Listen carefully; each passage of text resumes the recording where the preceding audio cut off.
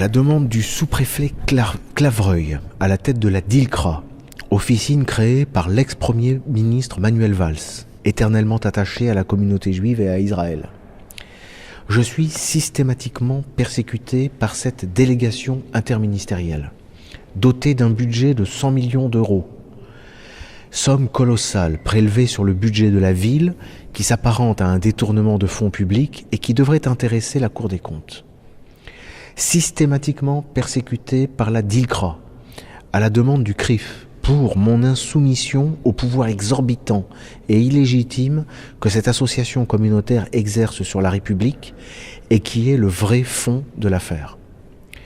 Persécuté par cette excroissance du CRIF, cette tumeur de la République, je me retrouve donc poursuivi une énième fois pour un supposé commentaire ironique jamais produit par l'accusation sur un compte Facebook qui m'est attribué à propos de la remise d'une distinction honorifique allemande en Allemagne aux époux Klarsfeld. La belle affaire qui devrait faire ricaner jusqu'en Corée du Nord. Compte tenu du climat qui fut celui de la première instance et qui empêcha toute équité et toute sérénité des débats, à savoir la présence attestée et passible de poursuites disciplinaires de mon nom sur le mur des cons du syndicat de la magistrature, syndicat auquel sont affiliés 40% des magistrats, donc supposément près de la moitié des magistrats ici présents pour me juger. À savoir également la présence dans la salle d'intermittents du spectacle, présentés sans aucune preuve ni légitimité comme fils et petits-fils de déportés, afin d'empêcher tout débat rationnel par des manifestations de haine et d'hystérie. Une présence d'agitateurs grabataires, parfois déficients mentaux, orchestrés par les partis civils et d'autant plus saugrenus que je suis moi-même fils de résistants et neveu de résistants déportés, ce qui ne me confère d'ailleurs, pas plus qu'à eux-mêmes, aucun statut privilégié.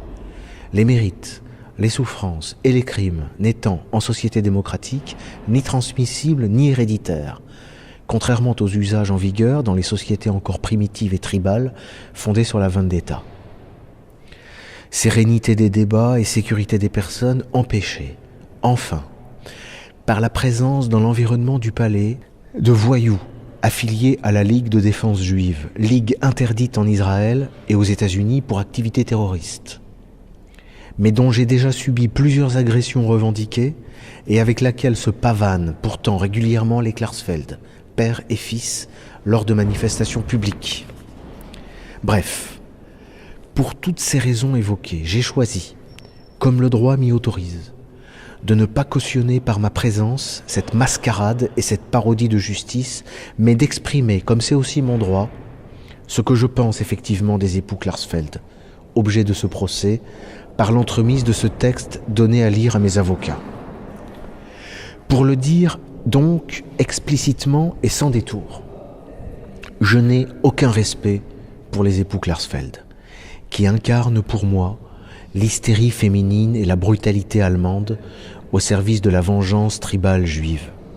Je rappelle qu'étant moi-même français et fils de résistant, né en 1958, soit 13 ans après la fin de la guerre, je ne suis en rien concerné par leur vendetta.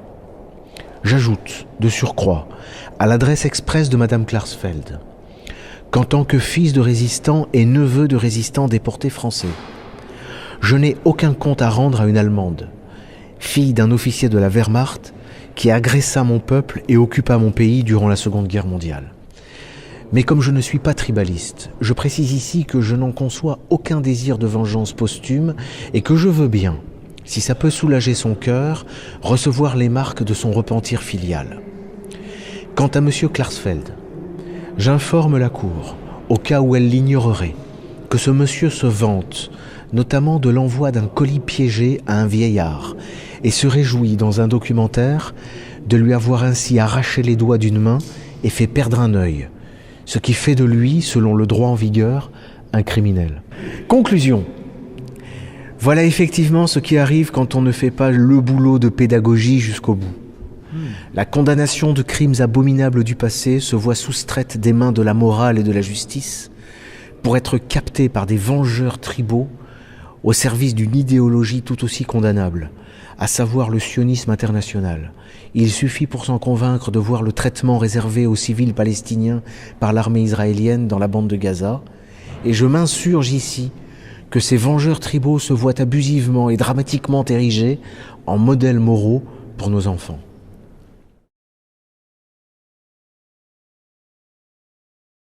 Enculé, tu préfères quoi, la Palestine?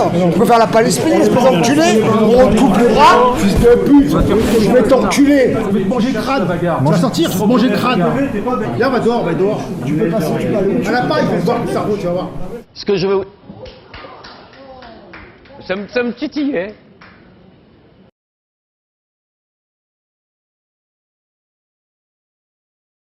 On voit bien que d'ici au mois de juillet, on va encore vous redemander que la France présente des excuses pour ce qui s'est passé à Vichy. Votre position est toujours la même. Ils attendront longtemps, ils n'en auront pas. La France n'a pas d'excuses à donner, ni la République. À aucun moment je ne l'accepterai.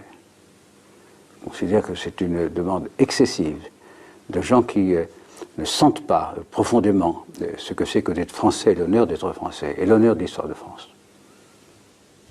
Et vous recommanderiez à vos successeurs, s'ils sont de droite, d'adopter la même attitude? Ils feront ce qu'ils veulent, mais bien sûr. Pas de recommandation à faire. Non, mais vous, parce que la pression va se faire également sur eux. Dans 100 ans, peut-être aussi encore. Ouais.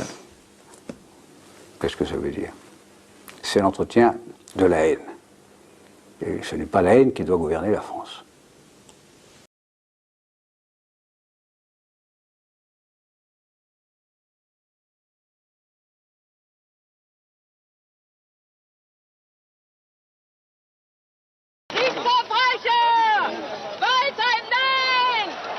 Elle crie Waldheim, criminel de guerre.